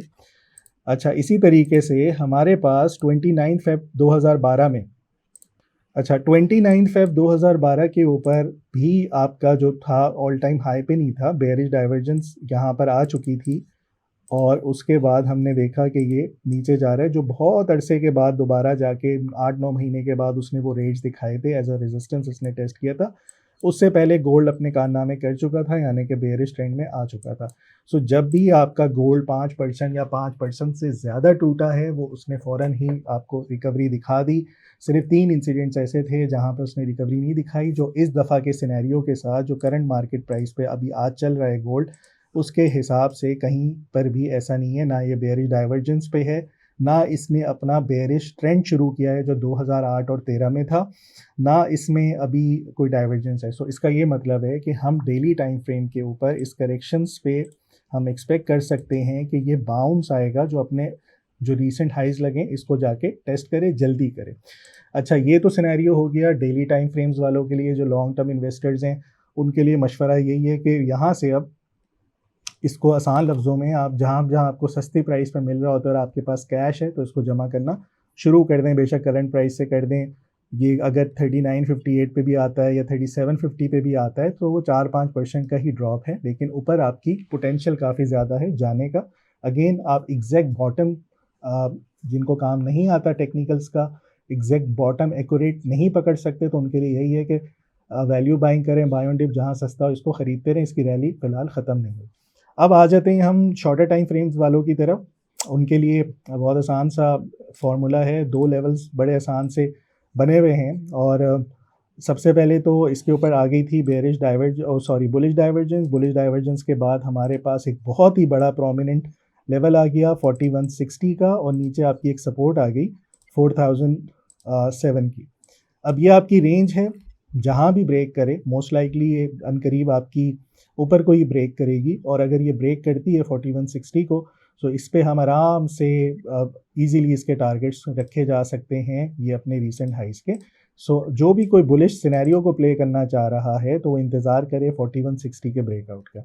और अगर आप 4000 के ड्रॉप को देख लेते हैं, यानी कि ये सपोर्ट ब्रेक हो जाती है फिर इंतज़ार करना चाहिए आपको 38.15 का या 38.20 का। या अगर आप वीकली चार्ट पे देख रहे हैं तो ईएमए डेली लगा लें, जो लास्ट टाइम बताई थी उसके ऊपर देख लें। तो बहुत आसान है, 4160 के ऊपर बाय करें, एकदम से रैली कर जाएगा। सपोर्ट के ऊपर अगर यहाँ पे बाय करना चाहते हैं, आई डोंट नो कि मंडे को ये इसकी क्या प्राइस होगी यहाँ से, मोस्ट लाइकली अपनी सपोर्ट को 4000 को सस्टेन ही कर रहा होगा। तो यहाँ पे अगर बाय करते हैं 4050 पे, तो आपका स्टॉप लॉस 3996 का हो जाएगा। तो आसान लफ्ज़ों में आप इसको यहाँ पे प्ले कर सकते हैं। अमार, ये थे गोल्ड के एनालिसिस। डेली टाइम फ्रेम के ऊपर हमने बहुत बेहतरीन एक डेटा निकाला, उसके ऊपर हमने बात की, गोल्ड की कैरेक्टरिस्टिक के ऊपर बात की। लास्ट वीक भी हमने इसके ऊपर बहुत बेहतरीन एनालिसिस किए थे।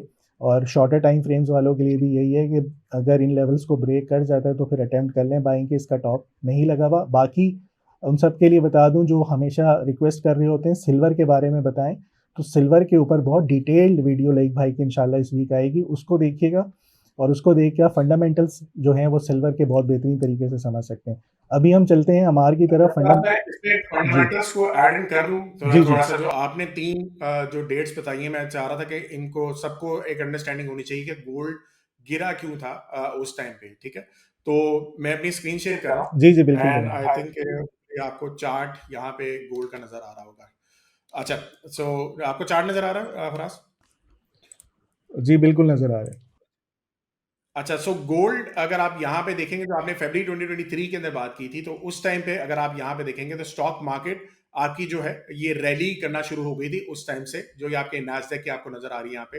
सो नैस्डैक यहाँ पे परफॉर्मेंस तब होती है जब आपके जो लीडिंग इकोनॉमिक इंडेक्स होते हैं वो आपके नीचे एकदम से परफॉर्म करना शुरू करते हैं, और आपको पता लग रहा हो कि इकोनॉमिक जो आपके इंडिकेटर्स हैं वो थोड़े से बेहतर होना शुरू हो जाएंगे। तो ये सिनेरियो था। अगर आपको यहाँ पे मैं ये दिखा भी देता हूँ, so these are leading economic index. अगर आप यहाँ पे देखो तो ये फरवरी से ऑनवर्ड्स आप देख सकते हैं कितना शूट करके ऊपर जा रहा है। तो इसका मतलब है कि जब इकोनॉमी में बेहतरी आना शुरू हो जाती है और आपकी स्टॉक मार्केट जब आपकी रैली भी साथ साथ स्टार्ट करना शुरू करती है, तो गोल्ड के लिए this is a bit negative, ठीक है? दूसरा आपने कौन सा मंथ बताया था? 2008 के अंदर बताया था ना? अच्छा, जो दूसरा था आप बेसिकली सितंबर 2008 का आपने बताया कि मार्केट वहां से नीचे आ रही थी। So this is the period again सितंबर 2008 के अंदर। अगर आप यहाँ पे देखेंगे तो इसके बाद से अगेन मार्केट जो है हमारी एकदम से ऊपर जाना शुरू हो गई थी। ये गोल्ड भी वैसे उसके बाद ऊपर थोड़ा सा जा रहा है, लेकिन पहले एक आध महीना ये नीचे आया है।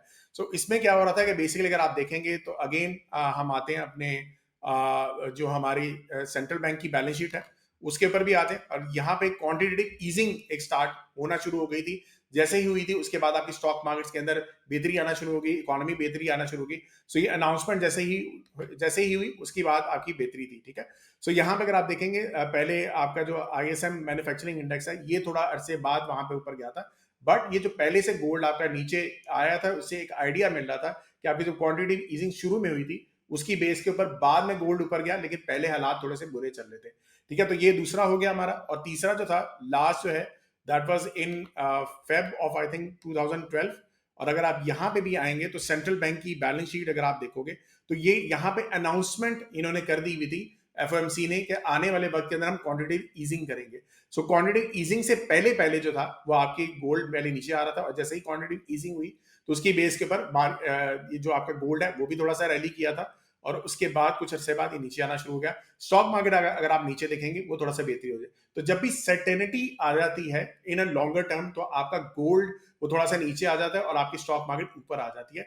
तो ये लॉन्गर टर्म के हिसाब से होती है। अभी तक जो है जिस तरह फराज ने बताया था वो अभी सिनेरियो यही चल रहा है कि ये लॉन्ग टर्म पॉलिसीज अभी तक इस तरह से नहीं आई हैं।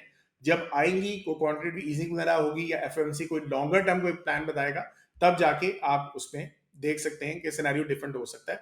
बट आई थिंक अभी भी गोल्ड यहाँ से थोड़ा सा बाउंस बैक कर सकता है।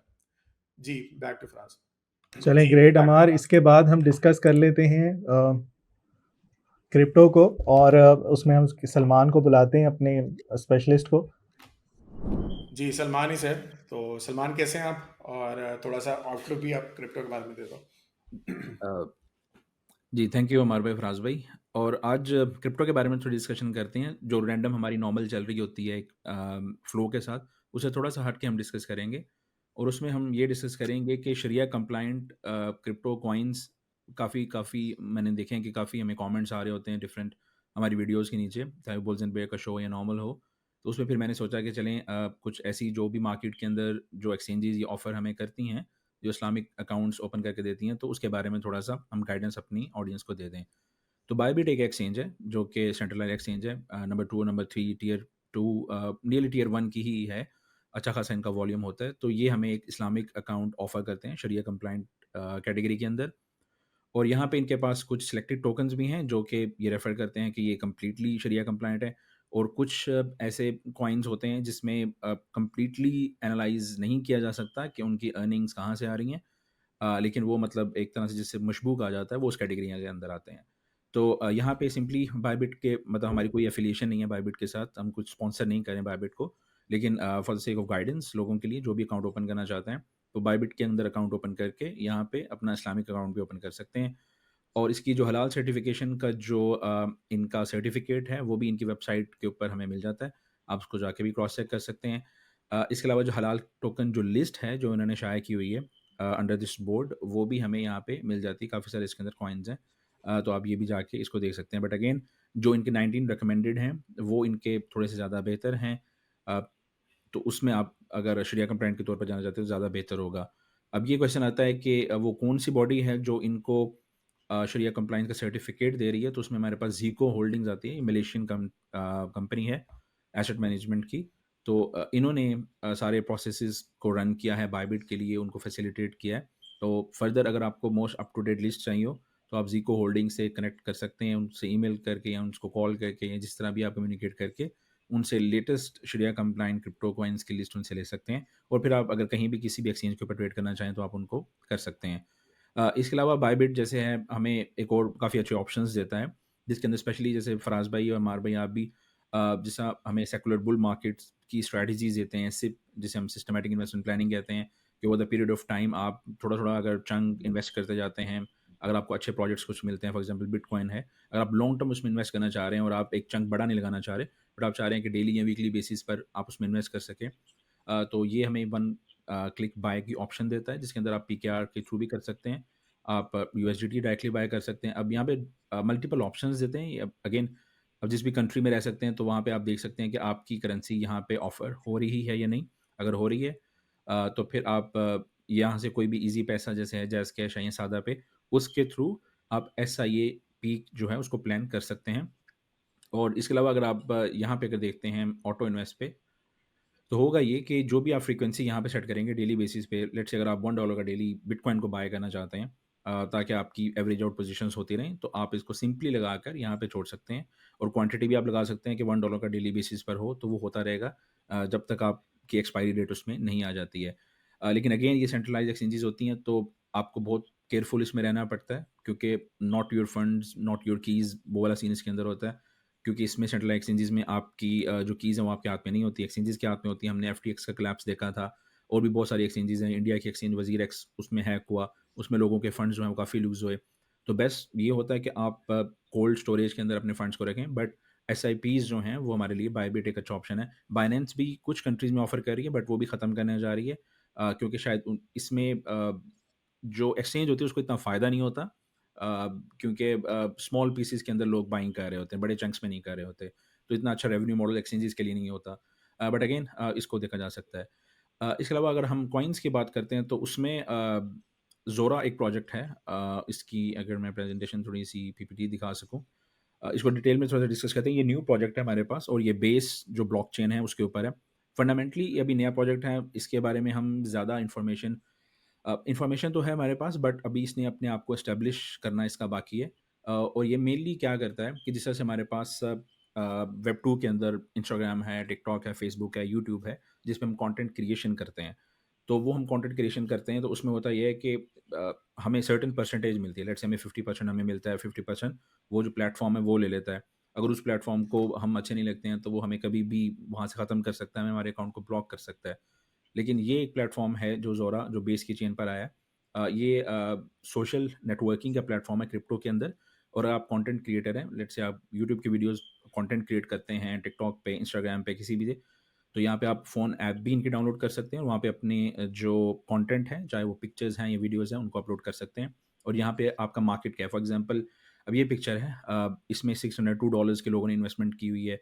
और आप देखते जाते हैं कि कुछ मतलब ये वही कुछ आर्ट्स होते हैं जैसे आप ड्रॉ करते हैं या कुछ भी चीज़ें हो सकती हैं, तो आप इसको जाके एक्सप्लोर कर सकते हैं।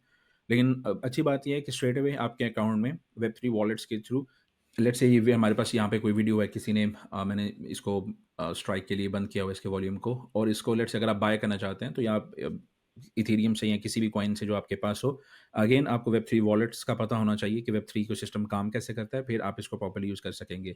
तो ये अच्छा है, लोग जो पैसिव इनकम या अर्निंग करना चाह रहे हैं क्रिप्टो से, यानी कि एक तो क्रिप्टो कॉइन में आप इन्वेस्ट करते हैं, अगर वो ऊपर जाता है तो आप उससे पैसा बनाते हैं, लेकिन इसके साथ-साथ अगर आप अच्छे कंटेंट क्रिएटर हैं तो आप इससे पैसा बना सकते हैं। एटलीस्ट ट्राई कर सकते हैं उसके अंदर।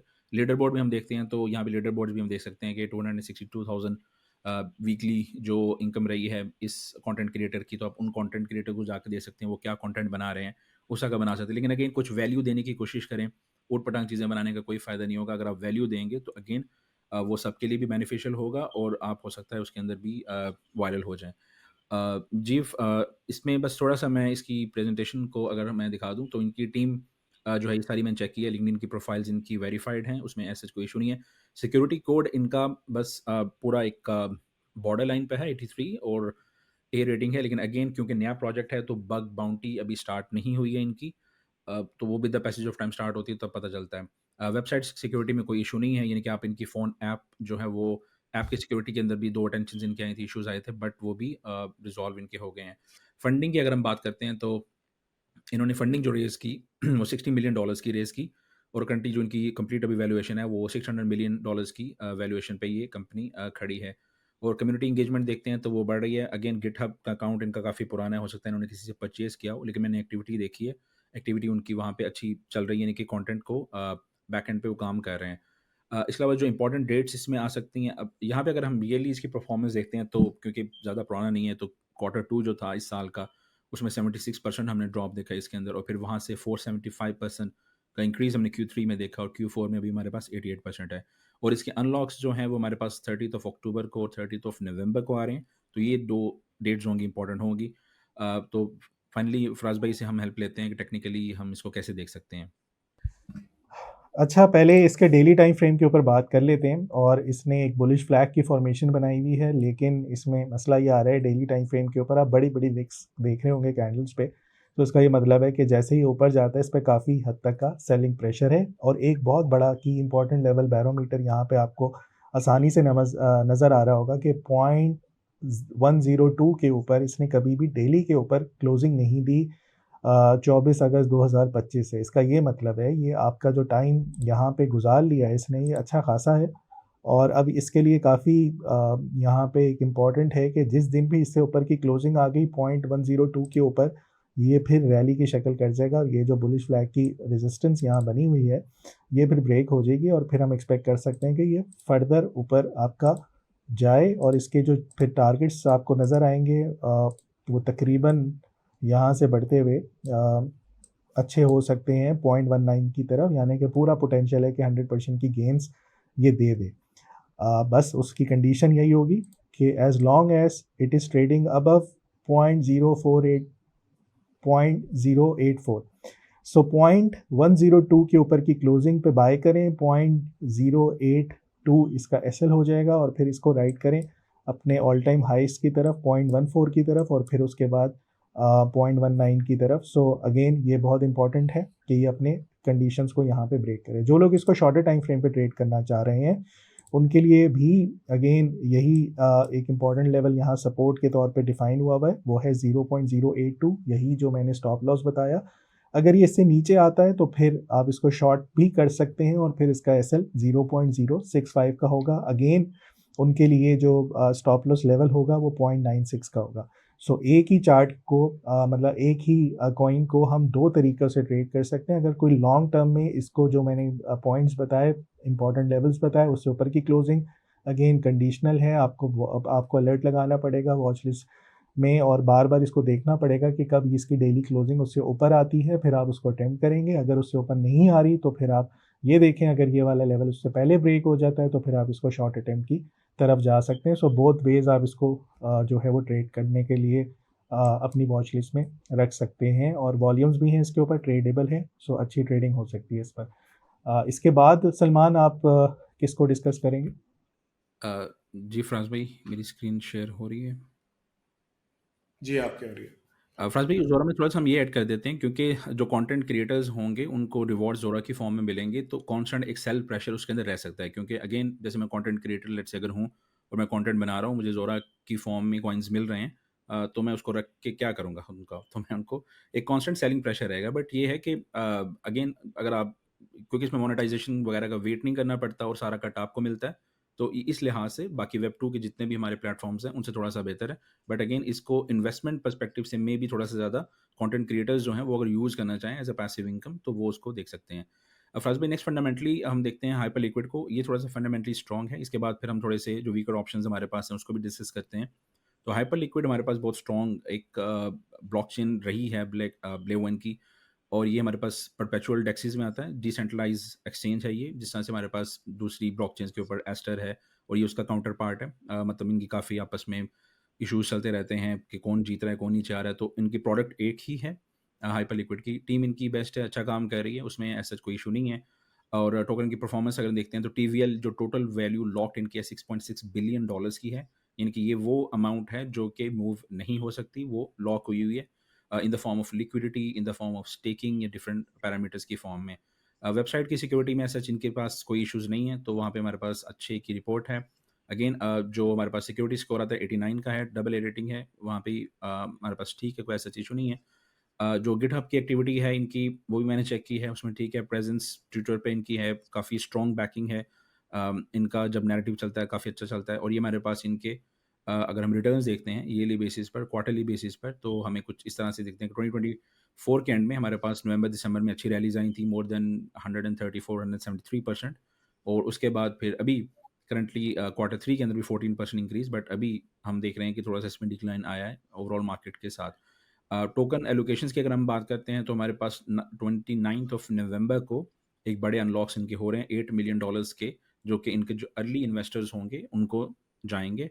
उसके बाद नवंबर 30 को नेक्स्ट डे भी $8.7 मिलियन के हैं, यानी कि कुछ कंजेक्यूटिव डेज के अंदर, और इवन दिसंबर 1 को भी $8 मिलियन के, यानी कि 3 दिनों में $8 मिलियन ईच के अनलॉक्स होंगे। तो वो सेल प्रेशर हमें उन डेट्स में देखने को भी मिल सकता है। तो यहाँ पे अगर हम इनकी रेवेन्यू जनरेशन की बात करें, तो यहाँ पे इंक्रीमेंट रहा है जब से प्रोजेक्ट आया है। और इनकी इनकम स्टेटमेंट जो फ़ी की फॉर्म में रही है, जो इनकी अर्निंग्स रही है, वो हमारे पास अभी इस क्वार्टर के अंदर थोड़ी-सी कम हुई है, जो कि 78 मिलियन है। लेकिन पिछले क्वार्टर में Q3 जो हमारे पास था 284 थी, उससे पहले 169 और फिर 132, और फिर उससे पहले हमारे पास 10 मिलियन थी। तो अभी इस क्वार्टर में थोड़ा-सा लूज़ आ रहा है, इनका रेवेन्यू जनरेशन इतनी नहीं हो रही, लेकिन वो अगेन क्योंकि मार्केट अगर थोड़ी-सी डाउन हो या साइडवेज़ हो, तो ट्रेडिंग वॉल्यूम कम हो जाता है, तो इनका source of income trading volume ही उसके अंदर है। सेकेंडली अगर हम बाकी इसके कंपैरेटर्स जो हैं उनसे करते हैं, तो मेन जो इसको कह लें कि नाक में दम किया वो एस्टर है। एस्टर और इनकी काफ़ी लड़ाई चल रही है कि कौन ज़्यादा फ़ी को जनरेट करेगा ब्लॉकचेन्स के ऊपर, डेक्सेस के ऊपर। और यहाँ पे अगर हम देखते हैं तो क्लियरली हमें फ़िलहाल तो जो है वो हाइपर लिक्विड है। बट लास्ट फ्यू डेज़ के अंदर जो हमारे पास अभी 30 डेज़ का डाटा आ रहा है, उसके अंदर एस्टर जो है 87-85% पे गया और ये 6% पे था। बट अगेन 7 डेज़ को हम ज़्यादा नहीं देख सकते। हमने ओवरऑल एक क्वार्टरली अर्निंग्स और क्वार्टरली बेसिस पर इस चीज़ को डिसाइड करना होता है। और जी फराज भाई, आप टेक्निकली इसमें कुछ हेल्प कर सकते हैं हमारी? जी सलमान बिल्कुल। अच्छा, इसका चार्ट देख लेते हैं सलमान। पहले डेली टाइम फ्रेम पे बात करते हैं। तो इसने टॉप के ऊपर ना बेयरिश डाइवर्जेंस बनाई, उसके बाद से ये स्ट्रगल करना शुरू कर गया और हमने देखा काफ़ी सेलिंग आई है और lower highs and lower lows बना रहे हैं। स्टिल ये बेयरिश ट्रेंड में है। यहाँ पे आपका सिंपल इसको रखें, अभी तक इसकी नीचे कहीं पे बुलिश डाइवर्जेंस नहीं आई। सो हम एक्सपेक्ट यही कर सकते हैं कि ये अभी फर्दर या तो साइडवेज हो जाए या ये बेयरिश ट्रेंड में रहे। एक इंपॉर्टेंट और की लेवल इसके लिए इंपॉर्टेंट हो सकता है डेली टाइम फ्रेम पे, कभी भी जिस दिन भी इसकी क्लोजिंग $44 से ऊपर की आ गई, तो फिर हम एक्सपेक्ट कर सकते हैं कि इसका बेयरिश ट्रेंड जो है वो डाइल्यूट हो जाएगा, ख़त्म हो जाएगा और उसके बाद हम दोबारा से 59 के हाइस को जाके ये टेस्ट कर सकता है। सो डेली के ऊपर तो फिलहाल थोड़ा वेट करना चाहिए। अब कौन से लेवल्स हैं जिन पे इसको अच्छी वैल्यू बाइंग के लिए अटेम्प्ट किया जा सकता है, तो वो आपका 31 से $32 हैं। यहाँ पे एक्यूमुलेट करें एंड देन फिर और इंतज़ार करें कहीं नीचे मिल जाए तो बाय करें। फिलहाल ये बेरिश ट्रेंड चल रहा है, अभी तक इसमें कोई ख़ास पोटेंशियल डेली टाइम फ्रेम पे एटलीस्ट नहीं है। शॉर्टर टाइम फ्रेम के ऊपर येस सल्दो बाउंस करना इसने यहाँ पे शुरू कर दिया है। अभी तक कोई एज डाइवर्जेंस नहीं है, साथ साथ चलता हुआ आ रहा है। सो पोटेंशियली ये अपने इन शॉर्टर टाइम फ्रेम पे इस रेजिस्टेंस को जो 39.7 की है और 43.62 की है उसको टेस्ट कर सकता है। इसके ऊपर बड़े इंपॉर्टेंट हमारे पास सपोर्ट लेवल्स हैं जो डिफ़ाइन किए हुए हैं। इसने काफ़ी दफ़ा इस जोन को आके ये टेस्ट करता रहा है जो 36 से लेके $37 की है। सो वैल्यू बाइंग के लिए अगर कोई अटेम्प्ट करना चाह रहा है शॉर्टर टाइम फ्रेम पर भी, तो हम ये कर सकते हैं कि अगर ये नीचे आता है, इस रीजन को टेस्ट करता है, तो हम दोबारा से एक्सपेक्ट करें कि ये फिर 41 42 को जाके टेस्ट करे। सो आसान लफ्ज़ों में इसको करंट प्राइस पे तो नहीं, यहाँ 36 37 पे अटेम्प्ट किया जा सकता है फॉर द टारगेट्स ऑफ 41, और फिर अगर ये डेली के ऊपर 44 से ऊपर ब्रेक करता है तो फिर हम इसको कंसिडर करेंगे कि ये बहुत अच्छे ट्रेंड में जा सकता है। अच्छा सलमान, आपने दो फंडामेंटल अच्छे वो बता दी स्क्रिप्ट्स हमें। कोई ऐसे वो हैं आपके पास जो फंडामेंटली थोड़े वीक हों ताकि हम शॉर्ट सेटअप देख सकें, अगर मार्केट में प्रेशर आए तो हम किन को जाके शॉर्ट कर सकते हैं? जी फराज भाई, डैश एक प्रोजेक्ट है, काफ़ी पुराना प्रोजेक्ट है, 2014 से हमारे पास चल रहा है। पीपीटी मेरे पास फ़िलहाल इसकी नहीं है, बट ये कि जो मैंने इसको चेक किया है सारा इसके रेवेन्यू जनरेशन पर और जो अभी थोड़े से इश्यूज़ इनके पास आ रहे हैं। अभी थोड़ी सी हमें इस पे रैली देखने को मिली, लेकिन इन पे थोड़ा-सा एक्यूज़ इनको किया ये जा रहा था कि ये वॉश ट्रेडिंग में जा रहे हैं, यानी कि जिसको स्पूफिंग कहा जाता है कि एक ही मार्केट मेकर हो या different group of market makers हों, वो मल्टीपल ऑर्डर्स बाय सेल के क्रिएट करते हैं ताकि वॉल्यूम को वो शो कर सकें और फिर वहाँ से वो एक इंटरेस्ट लोगों का डेवलप कर सकें और फिर उसके बाद वो अपनी जो डिज़ायर्ड डायरेक्शन है उस पे जा सकें। तो ये फ़ोक है लाइट कॉइन का, बहुत पुराना है, लेकिन अभी तक क्योंकि अगर 2014 से प्रोजेक्ट चलता आ रहा है हमारे पास, मोर देन 10 इयर्स इसको हो चुके हैं, और फिर भी वो क्योंकि ये मेनली जो काम इसने करना था वो डिजिटल पेमेंट्स का करना था, बट अभी उस तरह से अपने आप को मनवा नहीं सका। तो मेरे ख्याल में जो जिसका डाटा भी अभी इतना नहीं मिल पा रहा, तो यानी कि इसकी टीम भी उस तरह से काम नहीं कर पा रही। तो ये फ़राज़ भाई आपकी थोड़ी-सी हेल्प चाहिए चार्ट्स में कि हमें कुछ अच्छा, अपॉर्चुनिटीज़ अगर इसके मिलती हैं। सलमान चार्ट्स पे 4 आवर के ऊपर एक बहुत इंपॉर्टेंट सपोर्ट लेवल बनी हुई है $39 की। अगर ये ब्रेक होती है तो फिर फर्दर ये नीचे जा सकता है टिल $28। तो इस पे नज़र रखनी चाहिए। जब भी ये इस 39.23 को ब्रेक करे फिर हम शॉर्ट कर सकते हैं with the stop loss of 43। सो हमारे पास रिस्क थोड़ा कम होगा $4 का, एंड देन रिवॉर्ड हम आए कर रहे हैं $11-12। सो 39 जब भी ब्रेक हो फिर अटेम्प्ट की जा सकती है। इसके अलावा सलमान, जी, फ़राज़ भाई, वर्म होल है WUSDT, उसमें हमारे पास ये कि वो एसेट ट्रांसफ़र का है ब्लॉकचेन के ऊपर, एक ब्लॉकचेन से दूसरी ब्लॉकचेन के ऊपर आपने एनएफटीज़ को भेजना है। तो अभी उस तरह से कोई क्रेज़ नहीं आ रहा, उसके अंदर कोई वॉल्यूम जनरेशन नहीं आ रही है। तो इसको फंडामेंटली अभी अच्छी रेवेन्यू जनरेशन, इनकी वॉल्यूम अच्छा नहीं कर रहे हैं, तो उसमें आपकी हेल्प चाहिए। अच्छा इसका चार्ट हम देख लेते हैं। ये इस टाइम 0.07 का चल रहा है, ऐसा ही है? जी, फ़राज़ भाई। ओके। अच्छा, इसमें भी ये सपोर्ट ब्रेक होती है जो 0.067 की है। अगर ये ब्रेक होती है तो फिर बहुत ज़्यादा आप अपने इसने काफ़ी रूम बनाया हुआ है नीचे जाने का 0.03 तक भी। और as long as it is trading below this resistance 0.0885, तो हम कह सकते हैं कि ये स्ट्रगल करेगा। तो अगेन आपका सेल बिलो वाला कंडीशन होनी चाहिए। 0.067 से नीचे नीचे अगर रहता है तो फिर शॉर्ट करते जाएं। 0.0885 आपका एसएल है। अगर इससे ऊपर चला गया तो फिर आप अपना शॉर्ट्स को क्लोज करें और फिर एक्सपेक्ट करें कि फर्दर ऊपर जा सकता है। सो बहरहाल एक बहुत अच्छा शॉर्ट सेटअप यहाँ पे नज़र भी आ रहा है। बेयरिश ट्रेंड है प्रॉपर। जब भी ये नीचे इससे ब्रेक करे तो फिर शॉर्ट अटैम्प्ट की जा सकती है इस पर। जी अमार, मेरे ख्याल में आज हमने काफ़ी कुछ बहुत डिटेल में कवर किया है और हमने 100 आउटलुक को भी देखा, पाकिस्तान स्टॉक मार्केट की। उसके बाद हमने अपने स्टॉक्स भी जो शॉर्ट लिस्टेड थे उनको भी देखा।